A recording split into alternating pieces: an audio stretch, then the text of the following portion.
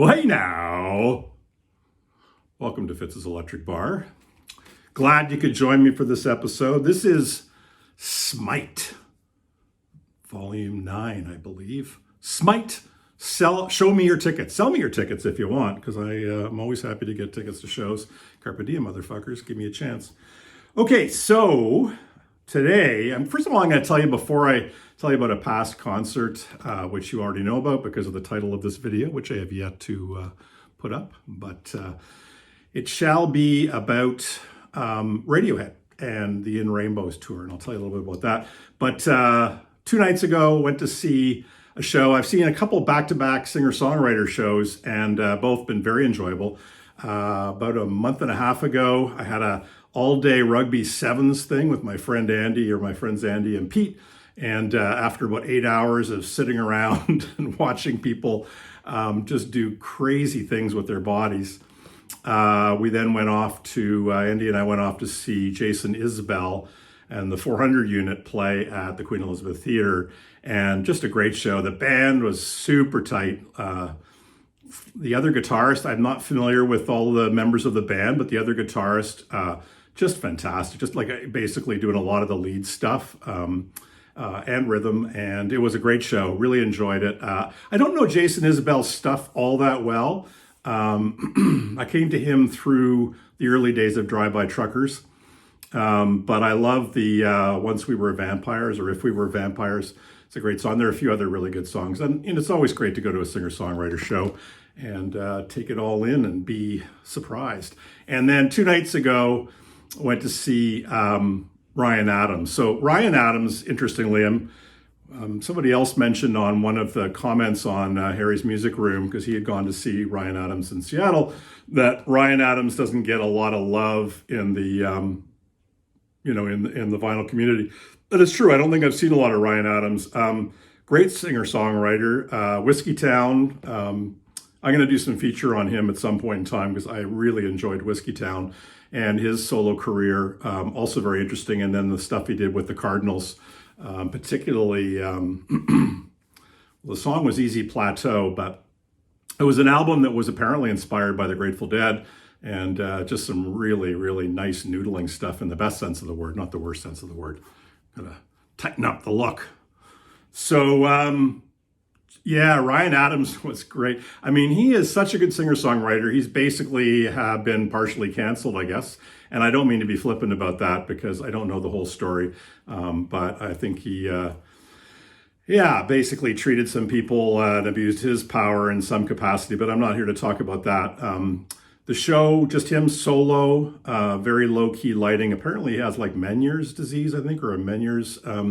So I think he gets very affected by flashes and has issues in terms of light and lots of movement. So, he and the place where he played, made sure to mention that, no flashes, no movement, stuff like that. If you've ever seen Ryan Adams, though, he is crazy. I mean, crazy good, but also he really does long talks before songs. Again, like somebody I know. And I don't even do songs. I just do long talks. But they were some really good stories, very funny. But he does not tolerate fools gladly. And when somebody shouted out Freebird, which I think was to push his button, he really let this guy have it. And not just once, but over the course of the show, he just, lots of barbs towards this guy. And it was a really good show. And I actually really enjoyed the banter between songs. And the songs themselves were great. And I was saying to my friend Dave that quite often when I see artists, Neil Young or Elvis Costello, and I see them solo, it's great because you get to hear the song stripped right back and you get to experience it, without lots of encumbrances, as it were. But invariably, I feel like, oh, it's great, but now I'd love to hear the band kick in. I like the dynamic range of having it go quiet and then have a lot more band involvement. But it worked really well, and he played like 30 songs. Sweet Carolina, When the Stars Turn Blue, Come Pick Me Up. it was a really a great cross section of his career. A cover version of Bruce Springsteen's Nebraska, which was really good, and a cover version of Neil Young's Harvest Moon, which was really good. Anyways, good show. I think the tour is pretty much over, so it's probably too late to go see him on the tour.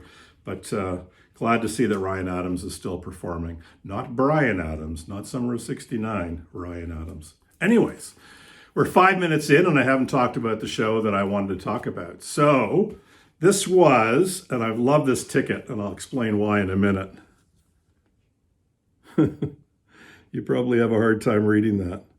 But this is the In Rainbows tour, Radiohead In Rainbows tour, August 19th, 2008.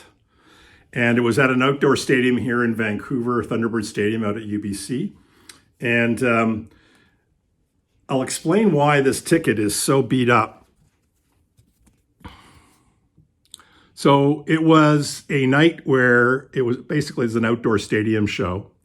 And it was funny, I was going through my tickets and I've got a few Radiohead tickets. I saw Radiohead in the OK Computer tour in a hockey arena.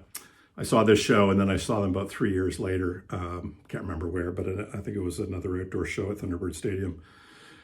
This show, first of all, this record, In Rainbows, for my money, is my favorite Radiohead record. I know everybody's got their opinions. Some it's Kid A, some it's Amnesiac, many people, OK Computer. And interestingly, they're a band that I guess over time, and this may change again, I'm kind of not as interested in as I used to be. I just think they're fantastic, and my respect for them is massive. But the question is, are you putting it on the turntable frequently? And not so much. But this, for me, was the peak for the band. To me, this is a perfect hybrid of beautiful pop sensibilities and songcraft and some of their experimental stuff. Later, certainly with Kid A, and I'm drawing a blank on one of the other later ones, but an Amnesiac, I guess. They were much more experimental, and again, tip my hat off, really, really good. I really enjoyed them at the time, but I just don't find that they're as enjoyable, or I'm just not drawn to sit down and listen to them as much. I guess they're more challenging listens, which again, good on you as an artist to be more challenging listen. But this record still to me holds up well. I think the production is fantastic. Looking at the songs,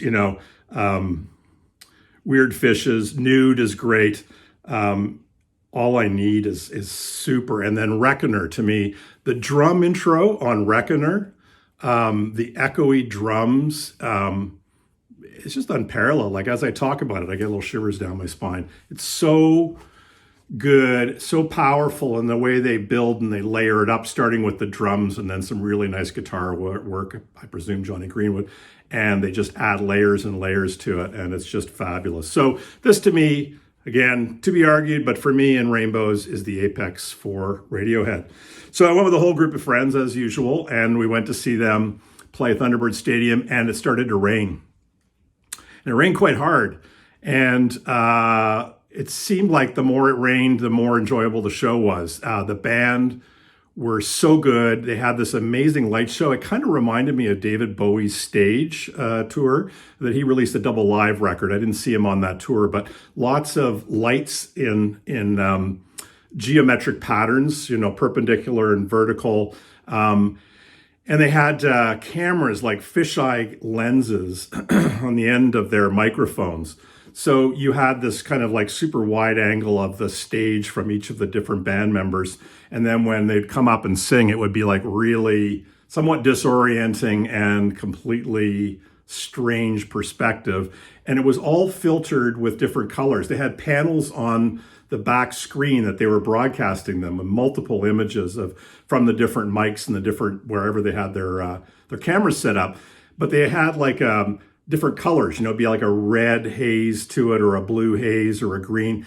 And it kept reminding me of, in addition to David Bowie's stage setup, it reminded me of Warhol somehow. It just had this Warholian kind of effect in terms of, the media and the way it was being presented and the color scheme that they were doing and the mass-produced visual images that were being broadcast, the way that Andy Warhol would often talk about, or his messages were often about the processing and cultural manufacture of celebrity. And I mean, I may be just making all this shit up, probably am, but that's what it made me feel like. And I felt a real kinship with that kind of feeling that show provided. But on top of all of the visuals and everything else, the sound and the performance was just crazy. It was so, so good.